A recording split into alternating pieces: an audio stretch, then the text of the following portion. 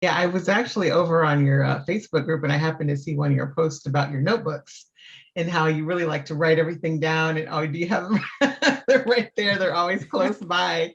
Is there some sort of process? Because my biggest challenge is the first step was getting the receipts. I'm like, okay, I need to save all receipts because I want to have all that documentation running around. Now I'm like, oh my goodness, I have all these receipts. What do I do with it? Is there any kind of a system you could share or just something brief that we could use to really get ourselves organized to document everything? Absolutely. So what happened was, go back a couple of years ago, I was just finding I was having a lot of conversations with people over and just the same on the phone or on Zoom. I guess probably back then it was the Skype was a big thing, but and I just like, like, how can I just say, here, you want to learn, go over here, right? So I learned about creating on-demand online courses, and I created a course to do what you're asking, plus to kind of get people to understand all this stuff. So I launched that in January of 2019, just before tax season.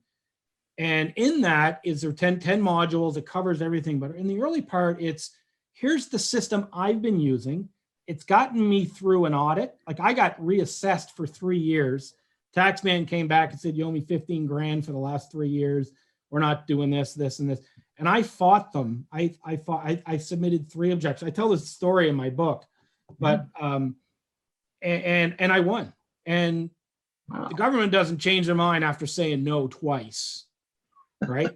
You're going back the 3rd time. But I literally sent them a book of time and place, pictures of Facebook posts. I was at this event, and I was with Georgette, and here's a picture of us smiling, like that was a conference, and she's in the biz. It was like mapping this thing out. I had the documentation, and I got a lot of it from my notebooks. I got a lot of it, my Facebook timelines and stuff like, and I just pulled it all together, the record keeping, and I sent it to them, and it almost looked like a legal document. Like if they were going to say no one more time, we're going to court. Like I'm fighting this on principle. It's only $15,000, but I'm fighting, and I came back and I won. So inside this course is what I teach, all the things that I've been doing that's been working for me, and the system that I use. So the system, I have an Excel. I do everything on Excel. That's my bookkeeping, right? So if you're a solopreneur, you're not getting a lot into payroll, and it's not, you don't really have a complicated business, which a lot of people that are home-based business are like that, right? So you can easily run your bookkeeping, your system on Excel. So inside my course, I give them the same template I've been using for, I don't know, since 2006 or 5 or something like that, right? So the same system I've been using, and it's like I got a video camera over my shoulder, and it's okay. Let's go in here, and I show you actually how I do it, right? So, and I show you how I enter it in, and how I do my vehicle mileage, how all that kind of stuff, right? And so anyway, that's how I teach people how to do it. So it's a course, and there's all the tools and everything. So, and what I teach them to do is take some time at the end of every month and enter the receipts in there. Don't dump them in a folder or a bag and worry about it at tax season. So at the end of every month, just it takes me 15 minutes. Other people that have a more I have a you're in my Facebook group, but I interviewed Jackie there a couple of weeks ago. She's got a little more complicated. They're in a contractor, so there's a lot of raw materials and stuff like that. She spends about an hour a month, I think she said, an hour to 3 hours. So, but the thing is, as the year progresses, you have a financial picture of your business. You know what your expenses are, you know what your revenue is, you know whether you got to work harder, and as the year kind of winds down, you can sit there and say, okay, this is what I do. And what I teach is look at it and say, what can I do right now to reduce my taxes? Like in December last year, I bought a laptop. I knew I was going to need one, but I'm going to write it off in 2020. Why would I wait till 2021 to get one? And then I can't, right? So, and I got to write my laptop off. I bought a new laptop. And so, but I made that decision in December from a tax strategy, but also from a business strategy standpoint, right? So, and I knew sort of what my profitability was, and can, throw them $1,500 at a laptop right now. If I didn't have those numbers and it was like, okay, I'll put it on my credit card to figure it out later. So that's sort of the mindset that I try to help people with. And, little things like if you get in your car and you go somewhere, how do I make this a business trip? And how do I, you know what I mean? What can I do right now to make this drive across town a business trip, right? Who can I see? What can I do? What can I drop off? What do I need for my office? Those types of things, right? Drop by, Staples or something like that. So Right.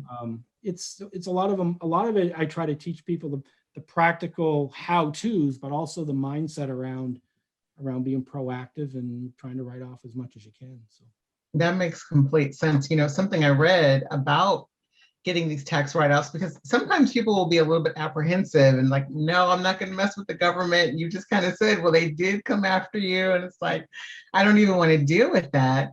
What would you say to take people's fear away from, the boogeyman government coming after you?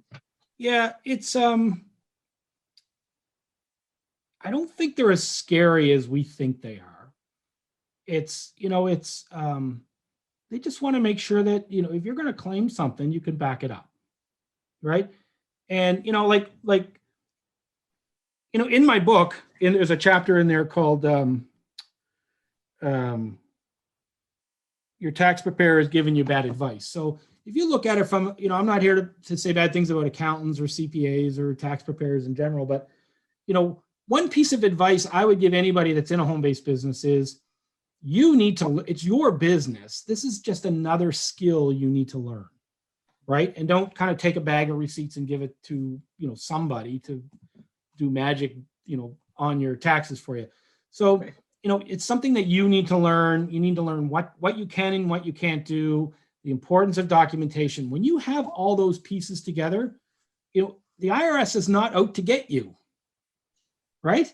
They set up these guidelines and these laws, like, you go to their website, it's all confusing and stuff. But, I come at it like with my book, a lot of people say it's such an easy read. Well, that's a good thing, but if you're expecting a tax law book, this is not your book, right? So I wrote a book as an entrepreneur perspective for an entrepreneur to say, it's not that scary.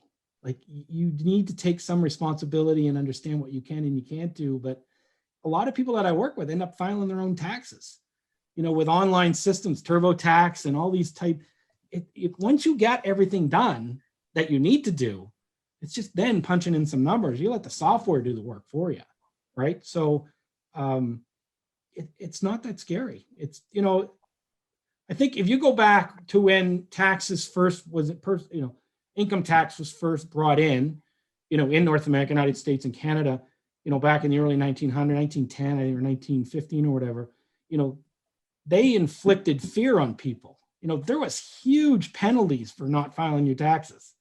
And that fear has kind of gone through generations, right? And so we just kind of have this, we don't know why, but when you go on their website, it looks all complicated. It's like reading a legal manual kind of thing. So, I believe, just like learning, a sales skill or a social media skill or a leadership skill, learning a tax write-off skill is just another one of those pillars that you need to understand in your business. You don't need to be the tax expert. You don't need to be a tax geek. You just need to understand what I can and I can't do, and how do I record it? How do I capture that? And how do I pay as little tax on the money that I make as possible?